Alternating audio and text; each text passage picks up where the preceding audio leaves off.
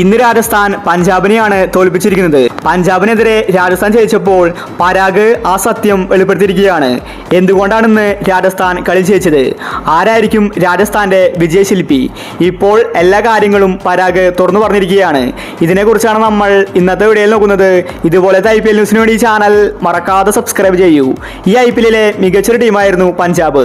അവരെ തോൽപ്പിക്കാൻ ആർക്കും തന്നെ സാധിക്കുന്നുണ്ടായിരുന്നില്ല. ആ ടീമിനെയാണ് ഇപ്പോൾ രാജസ്ഥാൻ മലർത്തിയടിച്ചിരിക്കുന്നത്.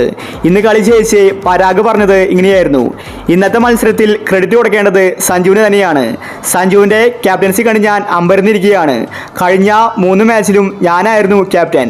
പക്ഷേ എനിക്ക് സാധിക്കാത്തത് പലതും സഞ്ജു ഇന്ന് ചെയ്തിരിക്കുകയാണ്. ഒരു ക്യാപ്റ്റൻ എങ്ങനെയായിരിക്കണമെന്നത് സഞ്ജുവിനെ ഞാൻ കണ്ടുപഠിക്കേണ്ടിയിരിക്കുന്നു. അതുപോലത്തെ കാര്യങ്ങളാണ് സഞ്ജു ഇന്ന് ചെയ്തത്. ഞങ്ങളിന്ന് മികച്ച ബാറ്റിംഗ് കാഴ്ചവെച്ചു. അതുകൊണ്ട് മാത്രം ടീം ജയിക്കില്ല. പഞ്ചാബിൻ്റെ വിക്കറ്റുകൾ കൃത്യമായിട്ട് നേടിയത് സഞ്ജുവിൻ്റെ തന്ത്രങ്ങളായിരുന്നു. ബൗളേഴ്സിനെ കൃത്യമായിട്ട് പ്ലേസ് ചെയ്യാൻ സഞ്ജുവിന് അറിയാം. ഒരു പക്ഷേ ഞാനാണെന്ന് ക്യാപ്റ്റൻ എങ്കിൽ ഉറപ്പായിട്ടും പഞ്ചാബ് കളി ജയിച്ചേനെ. ആദ്യ 10 ഓവറിൽ സഞ്ജുവും ജയ്സ്വാളും കൂടി മികച്ചൊരു കൂട്ടുകെട്ടാണ് സമ്മാനിച്ചത്. അതാണ് ഞങ്ങൾക്ക് കൂടുതൽ കോൺഫിഡൻസ് തന്നത്.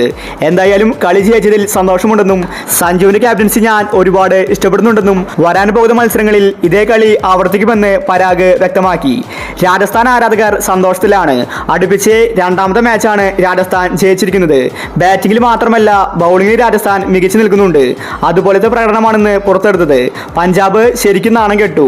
ശ്രേയസ്, മാക്സ്വെൽ, സ്റ്റോയിനിസ് അടങ്ങുന്ന മികച്ച ഒരു താരനിര പഞ്ചാബിനുണ്ടായിരുന്നു. എന്നിട്ടും രാജസ്ഥാന്റെ ബൗളിംഗിന് മുന്നിൽ പിടിച്ചു നിൽക്കാൻ പഞ്ചാബിന് സാധിച്ചില്ല.